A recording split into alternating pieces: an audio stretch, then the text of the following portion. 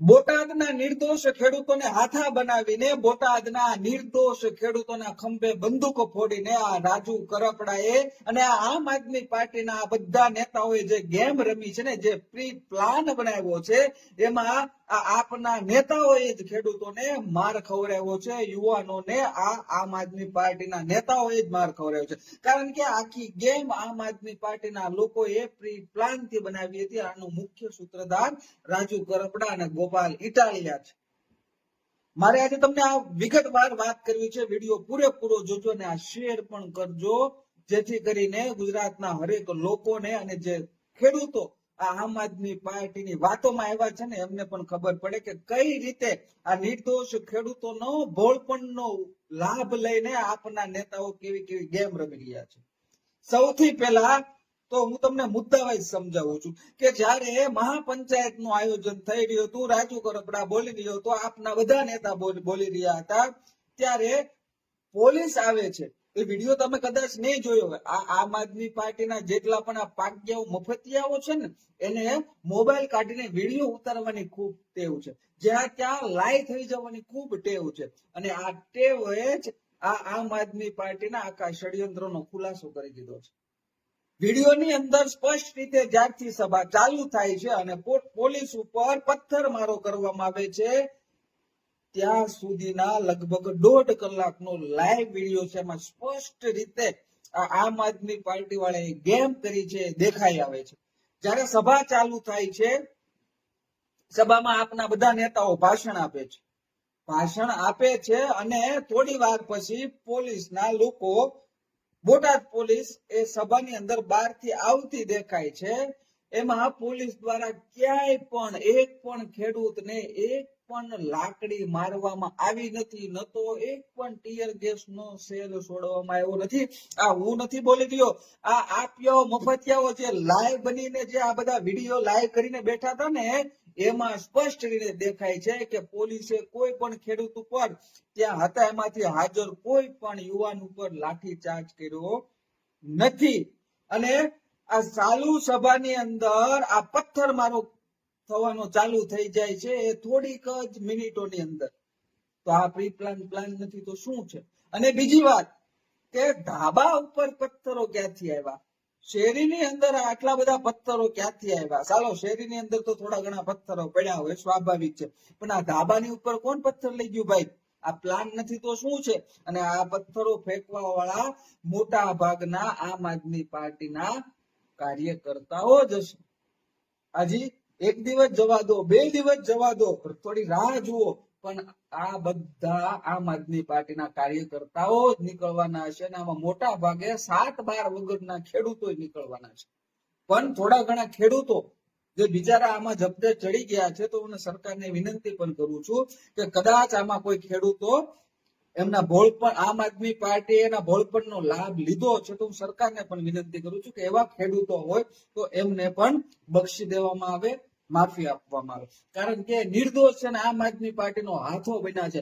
બાકી આમ આદમી પાર્ટીનો કાર્યકર્તા નીકળે ને, તો એને પોલીસને હું વિનંતી કરું છું કે એને વાંદરાના પછવાડા જેવી લાલ કરી નાખવાની જવાબદારી ગુજરાત પોલીસની છે, અને ખાસ કરીને બોટાદ પોલીસને છે. અને હું વિનંતી કરું છું, જો આમ આદમી પાર્ટીના કાર્યકર્તા નીકળે તો, અને મને વિશ્વાસ છે 100% આમ આદમી પાર્ટીના જ કાર્યકરો નીકળવાના છે. અમારી પાસે તો એવી માહિતી પણ આવી છે કે આમ આદમી પાર્ટીનો પ્રદેશનો નેતા મોઢે રૂમાલ બાંધીને પથ્થરમારો કરે છે. એ આવશે, તપાસમાં બધું આવશે.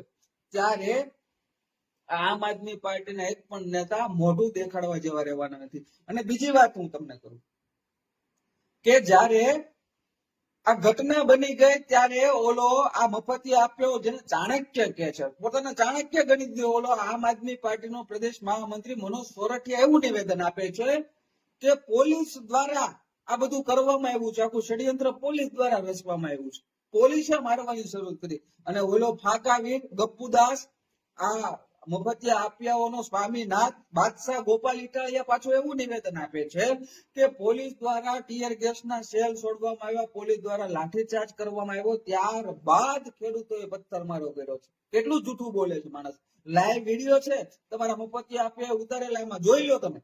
કે પથ્થરમારો કરવાની શરૂઆત ક્યાંથી થાય છે, અને ત્યાં ઘણી વાર બાદ પોલીસની ગાડી ઉથલાવી નાખવામાં આવે છે, પોલીસની ગાડીના કાચ તોડી નાખવામાં આવે છે, પોલીસને પાછું હટવું પડે છે, ત્યાં સુધીને તો લાઈવ ફૂટેજ છે.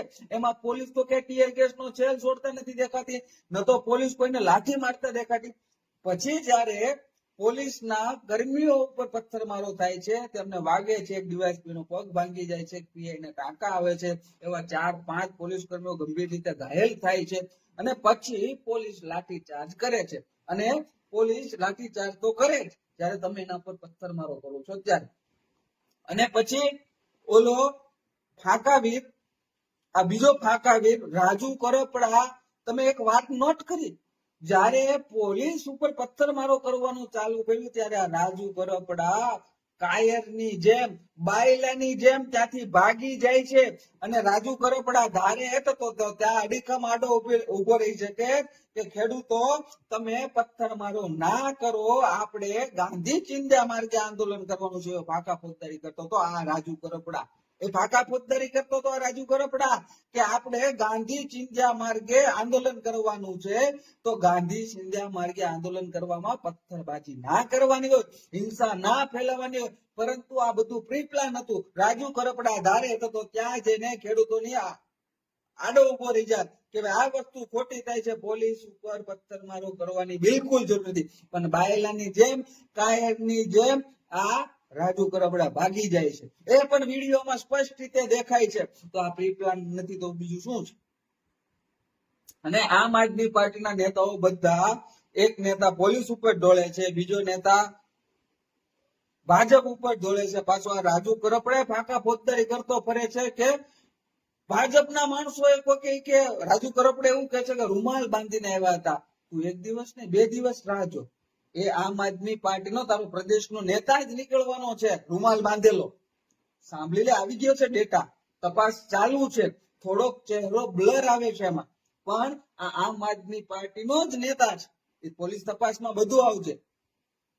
આખી રીતે આ ખેડૂત, નિર્દોષ ખેડૂતોને ગુમરાહ કરીને, હું ખેડૂતનો વિરોધી માણસ નથી, સ્પષ્ટ રીતે કહી દઉં છું. હા, હું એ લોકોનો વિરોધી છું કે જે લોકો આવી રીતે હાથા બનીને ભોળપણમાં ભોળવાઈ જઈને જે રીતે આવી રીતે હિંસક આંદોલન કરતા હોય છે, એનો હું ખાસ વિરોધી છું. આમ આદમી પાર્ટીના નેતાઓથી ગુજરાતના ખેડૂતોને, ખાસ કરીને મારા જેવા, મારાથી નાના યુવાનો જે પણ છે, એમનું ખાસ 2 હાથ જોડીને વિનંતી કરું છું કે આવી આમ આદમી પાર્ટીની ખોટી વાતોમાં તમે નહીં આવતા. કારણ કે તમને હજી રાજકારણનો ર નથી ખબર. તમારા ભોળપણનો લાભ આ આમ આદમી પાર્ટીના નેતાઓ લેવાના છે. કારણ કે આ રાજ રમત છે, આ રાજકારણ છે, આમાં આ મફતિયા આપ્યાઓ આમ આદમી પાર્ટીના નેતાઓ એના રાજનીતિક ચોકઠા ગોઠવતા હોય છે. અને તમને એ પ્યાદા ચેસની રમત આવે ને, એમાં જે પ્યાદાઓ આવે ને કે એને સૌથી પહેલા મરવાનું હોય, એ આમ આદમી પાર્ટીના નેતાઓ આપણા જેવા ને તમારા જેવા યુવાનોને પ્યાદા બનાવે છે અને મરવાનું પ્યાદાને આવે છે. એટલે યુવાનો ખાસ આ નાનકડી વાતમાં તમે સમજી જજો, નહીતર આવનારું ભવિષ્ય તમારું ખરાબ થવાનું છે. તમારા ઉપર પોલીસ કેસ થવાના છે. કોઈ આમ આદમી પાર્ટીનો નેતા બચાવવા નથી આવવાનો. અને આ ઘટનામાં પણ કોઈ આમ આદમી પાર્ટીનો નેતા, આ જેટલા પણ લોકોને ડિટેન કરવામાં આવ્યા છે, એમને બચાવવા નથી આવવાનો. હું ફરીવાર સરકારને વિનંતી કરું છું કે જે પણ એમાં સાચા ખેડૂતો હોય અને આ આમ આદમી પાર્ટીના જે આ ચોકઠા હતા એમાં ખોટી રીતે ભોળપણના હિસાબે ફસાઈ ગયા હોય, તો તેમને હું છોડી મૂકવાની વિનંતી કરું છું અને તેમના ઉપર કોઈ એક્શન ના લેવામાં આવે એવી પણ હું સરકારને વિનંતી કરું છું. બાકી મફતિયા આપ્યાઓને પછવાડા લાલ કરી દેવાના છે, એ ગુજરાત પોલીસને હું વિનંતી કરું છું.